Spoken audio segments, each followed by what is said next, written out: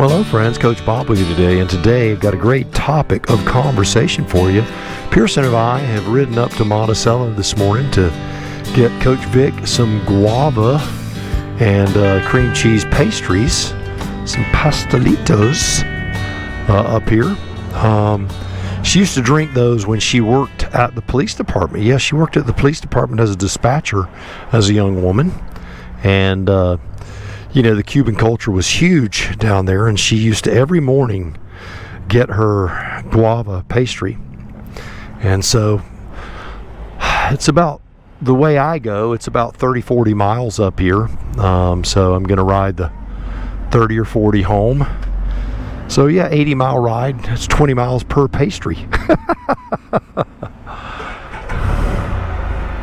All right, let's back this baby up. Dude was hauling butt, wasn't he? All right. Love this little downtown area in Monticello. That's the coffee shop we went to. It says bank on it. It was an old bank building, but it's a beautiful place inside. That place was packed. It's crazy how many people were in there. This place is jumping on a Saturday morning. Also, they've got a big festival going on over here today, as you can see. We're going to take the long way home. We could go that way, which would be straight up Highway 90. It's only about 20 miles, but we're gonna double that on our way home because we want to ride. Pearson wants to ride too. She enjoyed the ride up here. I've already done this video once on the way up, but had a camera malfunction. One of the benefits of being a YouTuber is cussing and throwing cameras. But we won't go into all that. All right. But today we're going to be talking about how two-wheelers require skill, but the Can-Am Spyder only requires you or me. All right. But before we get going on this beautiful conversation, if you would, do me a favor, give the video a big old fat thumbs up. Morbidly obese with a little cellulite in it, maybe some gravy dripping off of it. You know I greatly appreciate it. Understand that you matter to me. Share this video with your friends. I really would like to see the channel grow, and that would just be awesome. So thank you for what you do. Dude, getting ready to do some work. I love it. All right. It doesn't look too secure though, does it? I hope it's more secure than it looks. All right. So why in the world would I have come up with this conclusion, and where would I have come up with it? Well, I had a sit down with a few riders this week where we were talking about riding and skill and this and that and the other. And those riders ride different kinds of motorcycles. They're different riders than I am, better riders than I am, to be quite honest with you. I do have a reasonable level of skill on two-wheeled motorcycles, I do. But it is different. And so to even insinuate that it isn't would just be silly. We had a new rider in the group, and also I'm going to be discussing a new rider, a friend of mine, a young man that I have had the privilege of coaching. He has since graduated. He's 18 years old. He's had a motorcycle for about 6 months. He's gone down 3 times. And you may say, well, that he doesn't need to be on a motorcycle, and you would be 100% wrong. He does need to be on a motorcycle, and can you get hurt on it? You can. But part of riding, when we were young, we learned to ride in the woods and on trails, and we fell a lot. I mean, we fell a lot. Well, you know, he's learning on the road, and it's there's a lot out there, and we're going to talk about all that as we're discussing the one thing that we came to a consensus on, and that is that two wheels require skill, and the Can-Am Spyder requires you. And I'm not going to say that all three-wheelers just require you, because a lot of this only applies to the Spyder. I think you're going to find this very interesting. All right, so reason number one, and this would apply to all three-wheelers, including the Can-Am Spyder, is that you don't have to worry about falling. You know, we can laugh at that, and oh yeah, well, you know, anybody who's afraid of falling shouldn't be on a motorcycle anyway, or whatever. Okay. You know, there are points to be made in that. And we discussed this in depth. You know, many riders start out, they ride motorcycles for decades and decades and decades. And all of a sudden they have balance issues. Their equilibrium isn't what it used to be.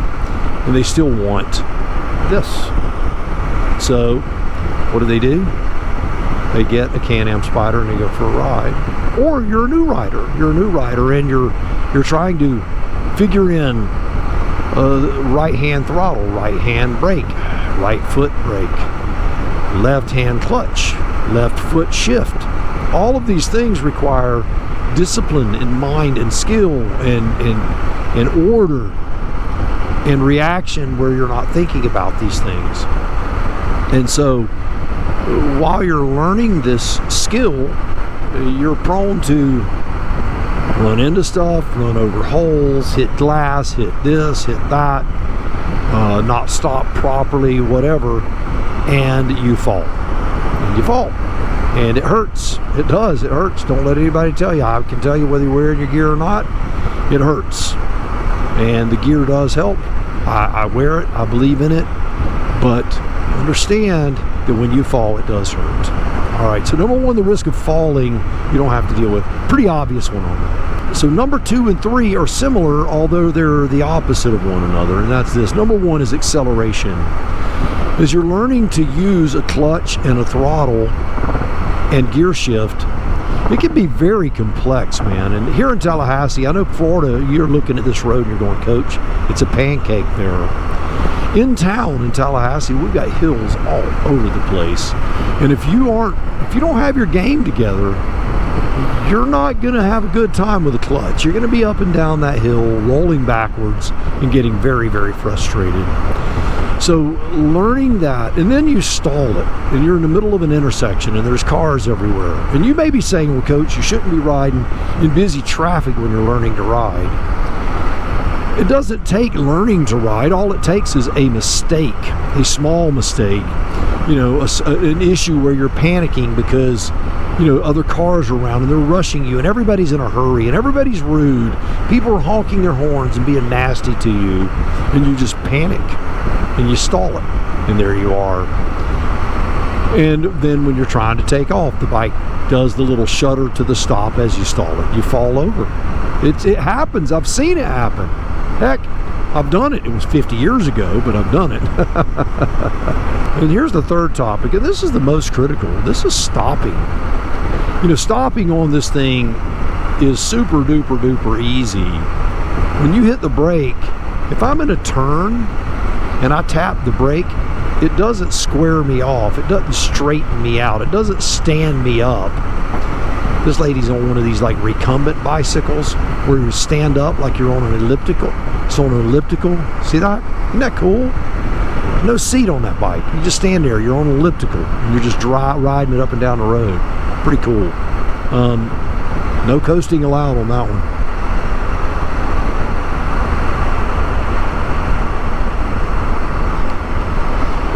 Well, when you hit the brake, you stop.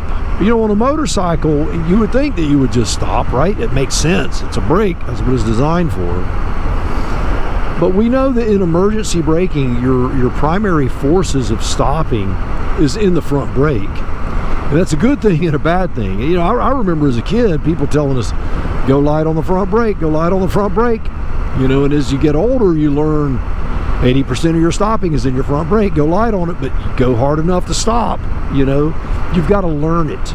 It's a skill.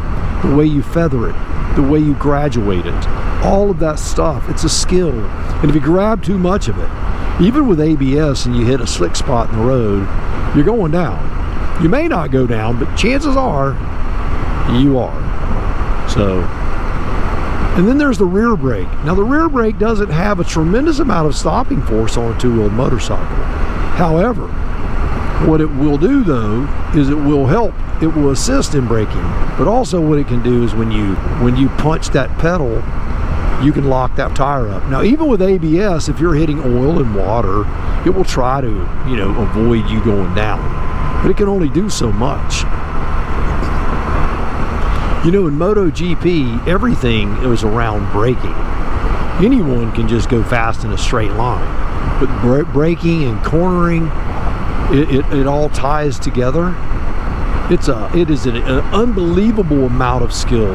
And if you time your slide incorrectly, say for example you lock that back tire up, you stay on it too long, you low side. You just slide over on your side. If you come off of the brake, that back tire can grab, and when it grabs, it can throw you over the top, and you can have a high side. No, those are painful. Let me tell you, falling hurts. Anyone who tells you falling doesn't hurt, they're wrong. It does. It hurts. So there's the low side and the high side proposition associated with braking. It doesn't exist on this. It doesn't exist. The brakes are linked. You hit the brake, you stop. And you stop well. In fact, you stop better than you do on a two-wheeled motorcycle. I know. I've done the tests. I've tested it on anything from as small as an SV650 with ABS. I've tested it against my BMW no ABS, and that thing's small. It's like a daggum. My R65 is like a bicycle. It's so small. I've tested it against my Triumph Tiger, which is superlative when it comes to stopping. My Harley, we'll just say, you need a football field. That thing weighs a ton. It stops well for what it is, but it ain't stopping in a hurry. So you don't have to worry about the risk of falling. You don't have to fight with accelerating and shifting gears like you do with the clutch and all that. And you don't have to worry about all of the braking issues associated with it. There's another thing that makes it something that doesn't require as much skill, and that is the steering. You know, steering on a motorcycle, it was years, I'd been riding for years, and I was told that you counter steer. In other words, what that means is if I push with my left hand, you see I went right. If I push with my left hand, obviously that would turn the wheels to the right, and I would go right on this. But if I was like, I don't counter steer. Look at this dude, he's gonna pull right out. There in a car behind me for miles. You gonna do it too? Why don't you just go out as a pair? I know you're together. Yep. I'll just go right around him. But he just had to go, you know.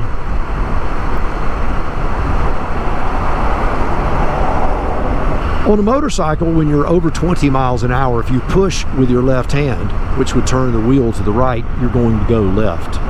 And if you push the wheel with your right hand, you're going to steer to the left, and you're going to go right.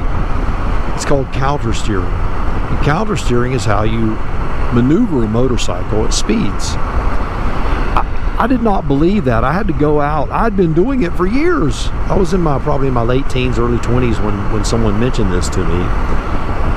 I had to go out on a motorcycle and test it for myself because I just didn't believe it was true. But I had been doing it. I had developed it through feel, but no one had ever taught me. I didn't know. It didn't make sense to me. Under 20 miles an hour or thereabouts, you steer like a regular car. You steer like a car. You steer like a Spyder. You steer. You turn left, you go left. You turn right, you go right. But at high speeds, that's not how it works. Well, in the Spyder, you always steer. You always steer. You know, in 60, you want to go left, you steer to the left. You want to go right, you steer to the right. That takes confusion out of a young person's mind when they're learning to do this. And they're not risking falling. They're going to feel good about it. They're going to feel confident about it. And that steering and being able to do that is wonderful. You know, people that come out of a car background or have never ridden a motorcycle background, when they hop on the Spyder, they do quite well. Motorcycle riders always talk about this. You see that it's kind of twitchy. I have to try to do it now. But there was a time where I was all over the road on this thing. But people that don't have two-wheeled experience, when they get on the Spyder, they find it very, very comfortable and very confidence-inspiring that, oh, wow, this feels familiar, right? When you get off of a motorcycle, the steering is way more stiff on a motorcycle. It has to be. You've got gyroscopic forces, centrifugal force, all these things making the motorcycle want to go into a straight line. Therefore, you have to push harder than you think. And when you do that on a Spyder, you're all over the place because it has power steering. It's a lot different. So motorcycles always have that adjustment period. It was very difficult for me when I first got on this. I mean, at 70 miles an hour, I was all over the freaking interstate, man. Felt like I was bouncing around like a ping pong ball in a fruit jar. So the next thing you're going to see on this that makes this, and this, although this is not something that is designed in, it is a natural outcome. you're going to be pulled out in front of less. Now, yes, I know I just got pulled out in front of by a truck, but it wasn't like close. All it was going to do is make me have to slow down. If I would have been in my truck, he just didn't want to wait 15 seconds. That's it. He just didn't want to wait. I get it. I've done it. You've done it. We've all done it. We can get mad if we want to. It's all silliness. But we know. We know. He's just ready to go. He's got his coffee. He's got somewhere to be. He's ready to go. He's like, that guy can slow down a little bit. It won't hurt him. You know, he doesn't think about it. He just goes. But what you do see on this is a big drop in the number of people that cut you off in intersections, a big drop in the number of people that just pull out in front of you when it's close, when emergency braking is required. One of the things that happens on motorcycles when cars pull out in front of you, and this is what I discussed. I won't share the video of it. I do have the video of a young man that I coach going down. I won't share the video. But I told him, here's the problem right here. You're panic braking. And he goes, I know I was. I said, you have to learn not to panic brake. You have to learn to emergency brake. There's a difference. An emergency brake means that you know what you're doing. There's a high level of skill, and you can stop rapidly. You're not panicking. Even though you know you're in danger and you know your potential of hitting this car is quite high because they did something irresponsible, you have to understand how to emergency brake and shut it down. And it's not pleasant and it's scary, but you can't panic brake, because if you do, you're going to hit the ground. And that's what happened with him. He panic braked, the front tire locked up, back tire locked up, felt like he was on glass, blam, bike's on the ground. Now, did he need to do it? Probably. He needed to stop, and this guy was, I mean, he came over from 2 lanes and turned right in front of him. It was nuts. There were a lot of lessons to be learned from that. Lane position, where you are when the car is there, how to emergency brake, all of that stuff. But I will tell you, if I would have been on this in the exact situation that he was in, which first off, I would not have put myself in the situation he was in, but if I would have, I could have stopped. I could have stopped.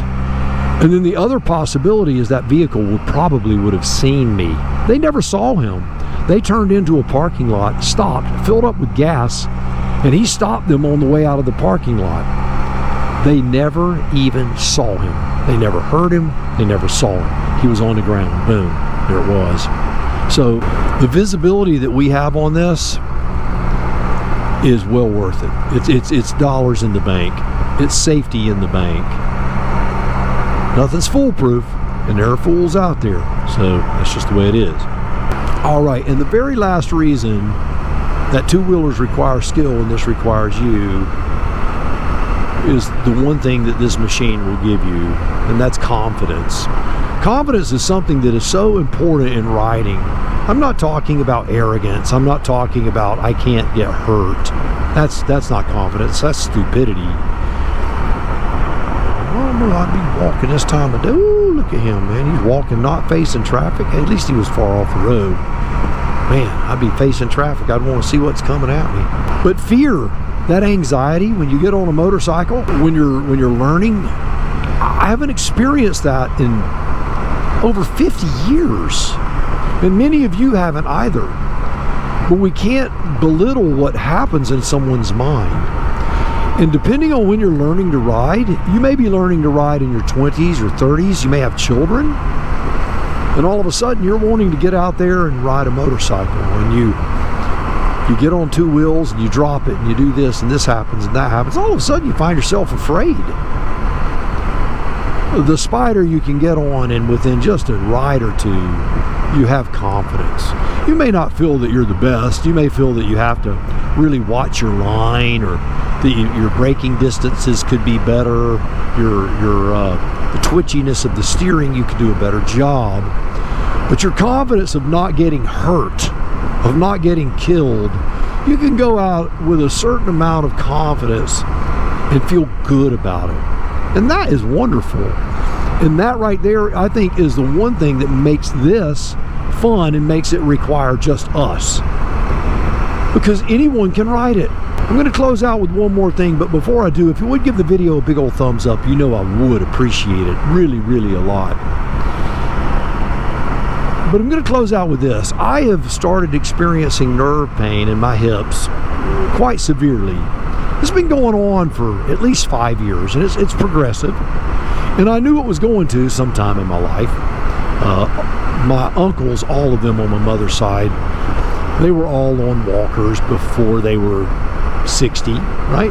My mother was on a cane when she was in her early 50s, and was on a walker by the time she was in her 60s. By the time she hit 60, she was on a walker. My sister's been on a walker since before she was 60. So this is only going to get worse for me, and I know that. I'm going to ride as much as I can for as long as I can. That's just part of it. I'm going to stay as fit as I can. You know, many friends of mine, as we talk about this topic, and we do, and the topic does reveal itself often among motorcycle guys when they see me ride up on this. You know, I've got friends on sport bikes. They're like, don't you show up on that thing. Don't you show up on that tricycle, old man. My Harley buddies, don't you show up on that tricycle. I'm not self-conscious about it at all. Obviously, I go to Bike Week and Biketoberfest and any motorcycle rally you can imagine, from the most roughneck to the most benign. I go to motorcycle races, you name it, and I show up on this Spyder absolutely unashamed and unencumbered by any sort of weird feeling. I love this machine. I love riding it. It has made my life better. I'm experiencing this. Now, right now, this is our fall. You see leaves on the ground. You see a lot of green leaves. But when we slide up under this canopy, you'll see some coloration, and it's beautiful. This puts me out in it. And in mornings in particular, when my body hurts, the Spyder, there's nothing else I want to ride. It just requires me. It doesn't require strong hips. It doesn't require strong ankles. Look at those colors. Look at the colors. There's colors in there. Yeah. It's not up north. Our autumn lasts like 2 weeks. It's cold, hot here. Our leaves go from green to brown for the most part. But there's a few days of it.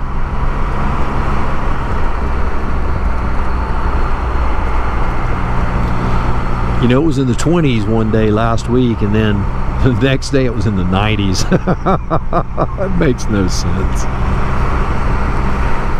But the pain that I'm in, this gives me the freedom. It offers me the liberty, the freedom, the independence of getting out and doing something. You know, Coach Vic, her body's in pain, and so the pain makes her not want to ride. The vibration of anything just makes it worse. So she ends up staying home, but she wants me to experience it. And on days where she doesn't have the burns, then she's like, you know, I want to go for a ride. I'll put her on this thing and we'll go get a cup of coffee. She loves the feeling, and as long as she can do it, she'll do it. And she can ride on this with no fear.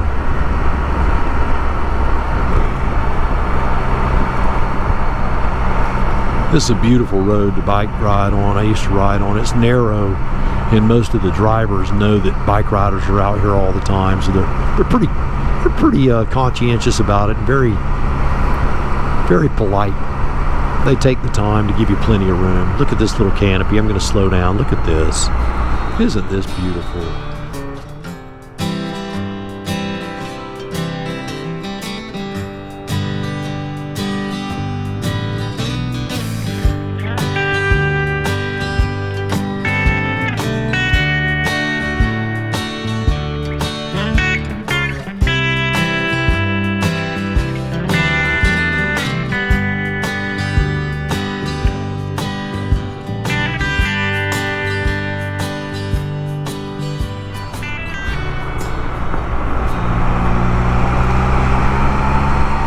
So if you've watched this long, I want to close out with something, and that's this, that riding the Can-Am does take skill. It does.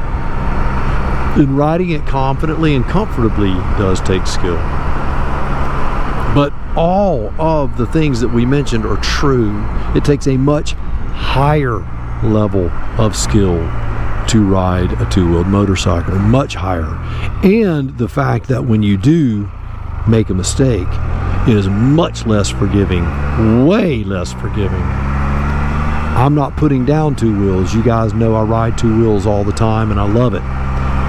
But there are times, like this morning, my hips are hurting, and in the mornings, I'm on the Spyder every day just about. I go out in the mornings and I'll do things. Again, I rode over 80 miles just to get 4 little pastries for me and Coach Vic to have our coffee with. All right. Well, there you have it. Another one's in the books. Pearson's snoring back there. I can't hear her, but I know she is. So I want you to go out with as little or as much skill as you have and enjoy your ride, because it is worth enjoying. So do me a favor until next time. Yes you, go out by the motorcycle of your dreams. Eat right. Take care of yourself. Remember, if you're not having fun, you are most definitely doing it wrong. Now you go seize the day, and I'll see you on the road real soon.